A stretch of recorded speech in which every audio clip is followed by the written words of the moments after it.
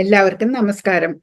എൻ്റെ സർജറിയൊക്കെ കഴിഞ്ഞു. Last review ഇനി നടക്കാനുള്ള ലാസ്റ്റ് ആണോ എന്തോ ഒരു റിവ്യൂ നാളെ ഉണ്ട്. മരുന്നൊക്കെ ഇപ്പോഴും ഒഴിച്ചുകൊണ്ടിരിക്കുന്നു. നല്ല സുഖമായിട്ടിരിക്കുന്നു. കണ്ണാടി ഇപ്പോൾ വളരെ ക്ലിയർ ആയിട്ട് കാര്യങ്ങൾ കാണാം. ദൂരെയുള്ളതൊക്കെ ഇവിടെ നിന്നാൽ അടുത്ത വീട്ടിലെ തുണി നനയ്ക്കാൻ എന്തൊക്കെയാണ് വെച്ചിരിക്കുന്നത് എന്ന് വരെ കാണാൻ സാധിക്കും. എന്നാൽ അടുത്തുള്ളത് വായിക്കാനൊക്കെ ഇപ്പോൾ കണ്ണാടി അത്യാവശ്യമായിട്ട് വരും. ഷോർട്ട് സൈറ്റ് ആയിരുന്ന എനിക്കിപ്പോൾ ലോങ് സൈറ്റ് ആയതിൻ്റെ പോലെയാണ്. പക്ഷെ എന്തൊക്കെയാണെങ്കിലും ഇത് ഒരു അത്യാവശ്യ കാര്യമായിരുന്നു. കളേഴ്സ് ഒക്കെ കറക്റ്റായിട്ട് കാണാം. മറ്റേ ഒരു മാച്ചിങ് ബ്ലൗസ് എടുക്കാൻ തന്നെ നമ്മൾ സാരി എടുത്തിട്ട് ബ്ലൗസ് തപ്പുമ്പോൾ ഇതാണോ ഇതാണോ എന്ന് പോലെ തോന്നുന്ന പോലെയുള്ള പ്രോബ്ലംസ് ഉണ്ടായിരുന്നു. അതൊക്കെ മാറി. അപ്പോൾ നമുക്ക് കാര്യത്തിലേക്ക് കിടക്കാം. കഴിഞ്ഞ പ്രാവശ്യം ഞാൻ ഗട്ട് ബാക്ടീരിയയുടെ കാര്യം പറഞ്ഞു. ഈ ഗട്ട് ബാക്ടീരിയയെ നമ്മൾക്ക് ഡിസ്ട്രോയ് ചെയ്യുന്ന പലവിധ സാധനങ്ങൾ നമ്മൾ എന്നും കഴിക്കുന്നുണ്ട്. ആർട്ടിഫിഷ്യൽ ആയിട്ടുള്ള പല പ്രോഡക്ട്സ്, ആർട്ടിഫിഷ്യൽ ഷുഗേഴ്സ് ഒക്കെ ഗട്ട് ബാക്ടീരിയയ്ക്ക് ഹാംഫുൾ ആണെന്നൊക്കെ പറയും.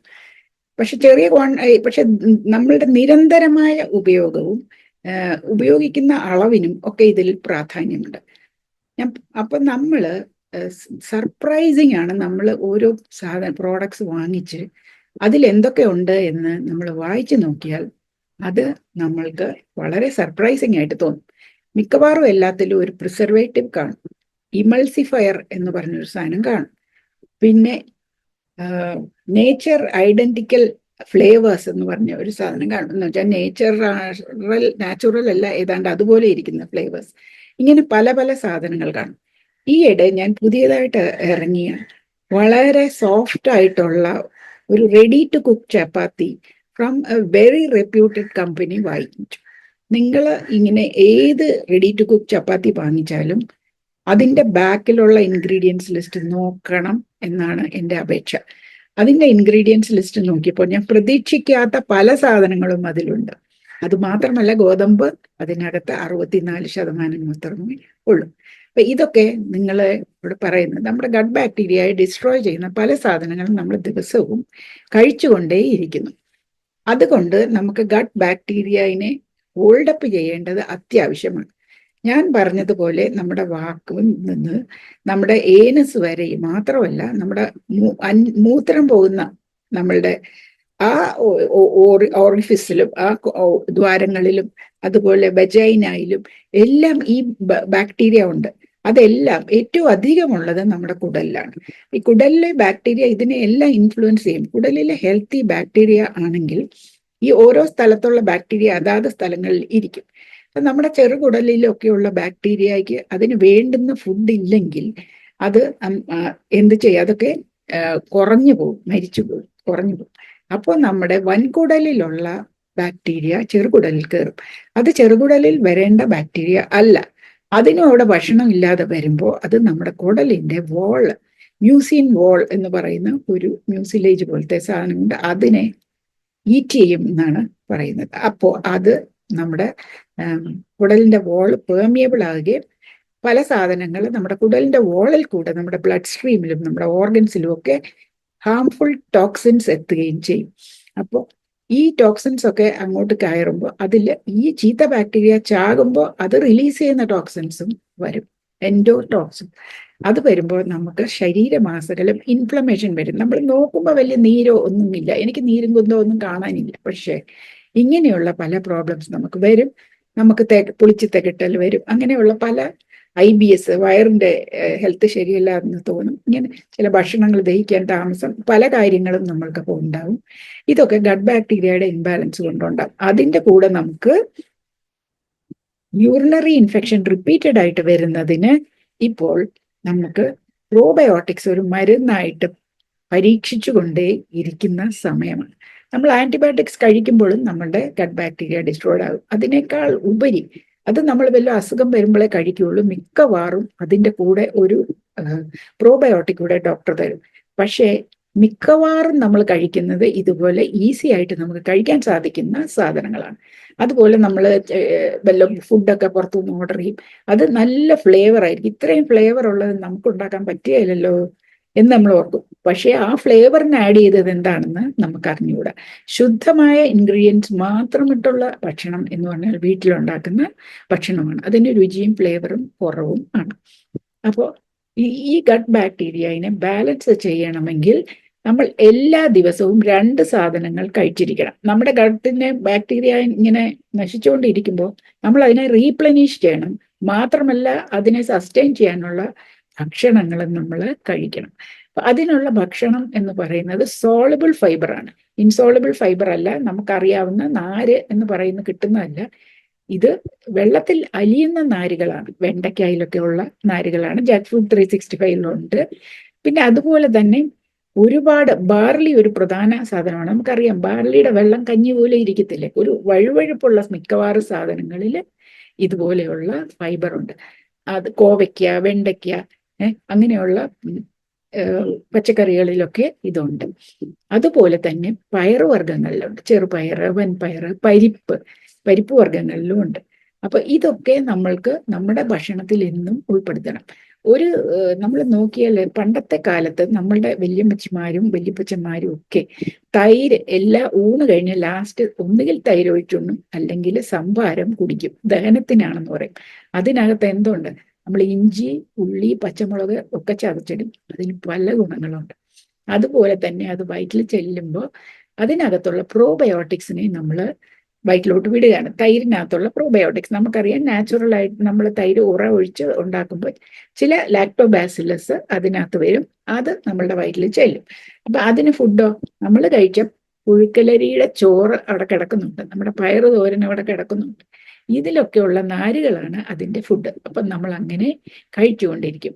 ഇപ്പോൾ നമ്മൾക്ക് അത് മാത്രം കൊണ്ട് നമ്മൾ ആ രീതി മാറി നമ്മൾ ഇങ്ങനെയൊക്കെ കഴിക്കുന്നുണ്ടോ എന്ന് എനിക്ക് അറിഞ്ഞുകൂടാ. അതിന് പുറമെ നമ്മൾ പല ഹാംഫുൾ ആയിട്ടുള്ള കെമിക്കൽസ് നമ്മൾ ഇംബൈബ് ചെയ്യുന്നുണ്ട്.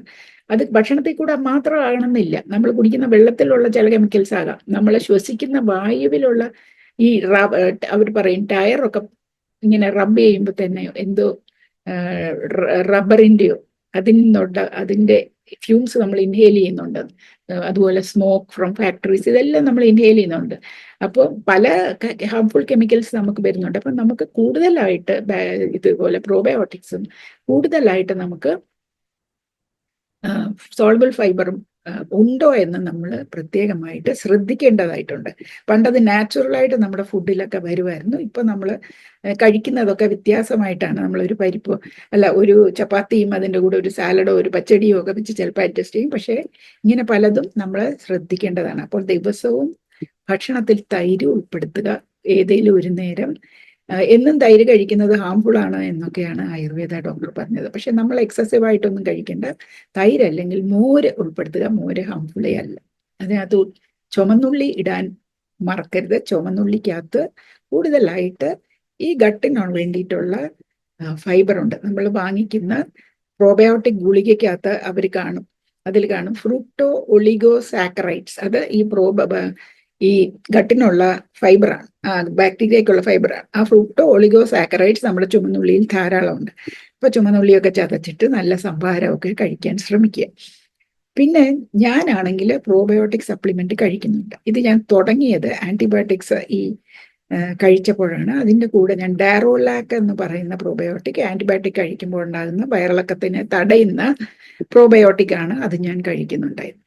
ഇപ്പോൾ ഞാൻ പ്രോബയോട്ടിക് കഴിക്കുന്നത് പല രീതിയിലാണ്. ഒന്നാമത് ഞാൻ തൈര് പ്രോബയോട്ടിക് കേൾ എന്ന് പറയുന്ന സാധനം വാങ്ങിക്കും. അതിൽ നോക്കും, ഇൻഗ്രീഡിയൻറ്റ് ലിസ്റ്റ് നോക്കി അതിൽ മിൽക്ക് മാത്രമേ ഉള്ളൂ എങ്കിൽ പിന്നെ എന്തൊക്കെ ബാക്ടീരിയ അതിലുണ്ട് എന്ന് നോക്കിയിട്ട് ആ തൈര് ഞാൻ ഉപയോഗിക്കും. ആ തൈരിനെ ഉറയൊഴിച്ച് ഞാൻ എൻ്റെ വീട്ടിൽ തന്നെ പ്രോബയോട്ടിക് തൈര് ഉണ്ടാക്കും. ആ തൈരിൽ നിന്ന് ഉറയെടുത്ത് ഒഴിച്ച്. അപ്പോൾ ആ ഉറയൊഴിച്ച് ഉണ്ടാക്കുന്ന തൈരിന് ചില വ്യത്യാസങ്ങളൊക്കെ വരും. അതെല്ലാം ഞാൻ ഇനിയും പ്രോബയോട്ടിക് കേട് ഉണ്ടാക്കുന്ന വീഡിയോയിൽ പറയാം. പിന്നെ ഞാൻ ചെയ്യുന്നത് പ്രോബയോട്ടിക് ടാബ്ലറ്റ്സ് വാങ്ങിക്കും. ടാബ്ലറ്റ്സ് അല്ല, ക്യാപ്സ്യൂൾസ് വാങ്ങിക്കും. ആ ക്യാപ്സ്യൂൾസിനകത്ത് അവരെഴുതിയിരിക്കും എന്തൊക്കെ ബാക്ടീരിയ അതിലുണ്ട്, എത്ര ക്വാണ്ടിറ്റി ഉണ്ട്. പിന്നെ അതിനകത്തെല്ലാം ഈ ഫ്രൂക്ടോ ഒളിഗോ സാക്കറൈഡ്സ് എന്ന് പറയുന്ന ഫൈബറും കാണും. അത് ഞാൻ ചിലപ്പോൾ കഴിക്കും, ചിലപ്പോൾ ഞാൻ അത് പൊട്ടിച്ച് പാലിൽ കലക്കി ഉറയൊഴിക്കും. അപ്പോൾ ആ തൈര് ആ ഗുളികയ്ക്ക് പകരം ഉപയോഗിക്കും. അപ്പോൾ ഈ പല രീതിയിൽ ഞാൻ എന്നും തൈരോ ഈ രീതിയിലുള്ളതും ഗുളിക വൺസ് ഇൻ എ വൈൽ, അതായത് 3 ദിവസത്തിലൊരിക്കൽ അല്ലെ 2 ദിവസത്തിലൊരിക്കൽ ടാബ്ലറ്റും കഴിക്കും. അപ്പോൾ ടാബ്ലറ്റ് അല്ലാതെ ക്യാപ്സ്യൂളും ഞാൻ കഴിക്കാറുണ്ട്. അതെനിക്ക് വ്യത്യാസം കൊണ്ടുവന്നു എന്ന് തന്നെയാണ് എൻ്റെ വിശ്വാസം. അപ്പൊ ഈ വ്യത്യാസങ്ങൾ നമുക്ക് ഒറ്റ ദിവസം കൊണ്ട് അറിയാൻ പറ്റുകയില്ല. നമ്മളുടെ ഗട്ട് ഹെൽത്തിയർ ആയി കഴിയുമ്പോൾ അതിൻ്റെ വ്യത്യാസം പലയിടത്തായിട്ട് നമ്മൾ കാണും. ഒന്നാമത് കാണുന്നത് നമ്മളുടെ മലശോധനയിലാണ്. അപ്പോൾ നമ്മൾക്ക് പണ്ട് ടൈറ്റായിട്ട് പോയിരുന്നതും എല്ലാം മാറി നല്ല സ്മൂത്ത് ആയിട്ടും വെൽ ഫോംഡ് ആയിട്ടുമുള്ള ശോധന നടക്കും എന്നുള്ളതാണ് ഫസ്റ്റ്. സെക്കൻഡ്, നമ്മളുടെ തൊലിയിലുള്ള വ്യത്യാസം കാണും. നമ്മുടെ തൊലിയിൽ ഒരുമാതിരി റെഡ് പാച്ചസ് ഒക്കെ വരുന്ന, ഫ്ലഷിങ് പോലെ വരുന്നൊക്കെ കുറഞ്ഞു വരും. പിന്നെ മുടി ഹെൽത്തിയർ ആകും എന്ന് പറയുന്നു. എനിക്ക് അറിഞ്ഞുകൂടാ. എൻ്റെ മുടിയൊക്കെ ഹെൽത്തിയർ ആണെങ്കിൽ ഒരു 6-7 മാസം കഴിഞ്ഞാൽ അറിയാം എന്ത് വ്യത്യാസം വരുത്തുന്നു. പിന്നെ നമ്മുടെ ബ്ലഡ് ഷുഗർ കൺട്രോള് മാറി വരും എന്ന് പറഞ്ഞാൽ, പണ്ട് ഒരു സാധനം കഴിക്കുമ്പോൾ നിങ്ങളുടെ ഷുഗർ 270 300 ആകുമായിരുന്നെങ്കിൽ ഇപ്പോൾ അത് 250 240 ഒക്കെ ആകുകയും വേഗം താഴുകയും ചെയ്യുന്നതായിട്ട് നിങ്ങൾ കാണും. അത് ഗ്രാജുവൽ ആയിട്ട് താഴ്ന്നു വരും എന്നാണ് എൻ്റെ വിചാരം. പക്ഷെ ഇത് മാത്രം കൊണ്ടല്ല ഷുഗർ കൺട്രോൾ ചെയ്യാൻ ഒക്കുന്നത്. ഇത് one of the many aspects of blood sugar control ആണ്. വേറൊന്നും നമ്മുടെ ഡയറ്റാണ്, വേറൊന്നും മൂവ്മെന്റ് ആണ്, ഇങ്ങനെ പലതും ഉണ്ട്. അപ്പൊ അതിനെക്കുറിച്ചൊക്കെ ഞാൻ വീണ്ടും വന്ന് പറയാം. അതുപോലെ ഞാൻ ഉണ്ടാക്കുന്ന പ്രോബയോട്ടിക് കേളിന്റെ വീഡിയോ ഞാൻ അപ്ലോഡ് ചെയ്യാം. അപ്പോൾ ഇന്നത്തേക്ക് ഇവിടെ കൊണ്ട് നിർത്തുന്നു. നിങ്ങൾ ഇത് കാണുമ്പോൾ എൻ്റെ നേരെ മുമ്പിലുള്ള വീഡിയോ കണ്ടിട്ടില്ലെങ്കിൽ അതും കാണണം. അത് ഞാൻ എൻഡ് സ്ക്രീനിൽ അതിൻ്റെ ലിങ്ക് കൊടുത്തേക്കാം. അതിൽ ക്ലിക്ക് ചെയ്താൽ നിങ്ങൾക്ക് എൻ്റെ പഴയ വീഡിയോയിലേക്ക് പോകാൻ സാധിക്കും. അപ്പോൾ ഇന്ന് ഇത്രയും കൊണ്ട് ഞാൻ നിർത്തുന്നു. എൻ്റെ പ്രോബയോട്ടിക്കയുടെ പ്രിപ്പറേഷനൊക്കെ വീഡിയോ അപ്ലോഡ് ചെയ്യുമ്പോൾ കാണണം. എങ്കിലേ എനിക്ക് ഇത് ഒരു എൻകറേജ്മെൻ്റ് ആവുകയുള്ളൂ. അതുപോലെ തന്നെ നമ്മളുടെ നാട്ടിലുള്ള ഇൻഗ്രീഡിയൻസ് വെച്ച് നമുക്ക് ഹെൽത്തി ആയിട്ടുള്ള ഭക്ഷണം, നമുക്ക് എന്ന് പറഞ്ഞാൽ ഒരു ഡയബറ്റിക്കിന് വലിയ കുഴപ്പമില്ലാതെ കഴിക്കാവുന്ന ഭക്ഷണങ്ങളും ഞാൻ പ്രിപ്പയർ ചെയ്യുന്ന രീതിയും അപ്ലോഡ് ചെയ്യുന്നുണ്ട്. അപ്പോൾ നന്ദി, നമസ്കാരം. എല്ലാവരും ഹെൽത്തി ആയിട്ടിരിക്കുക. നാളെ ഞാൻ എൻ്റെ അടുത്ത റിവ്യൂവിന് പോകുന്നുണ്ട്.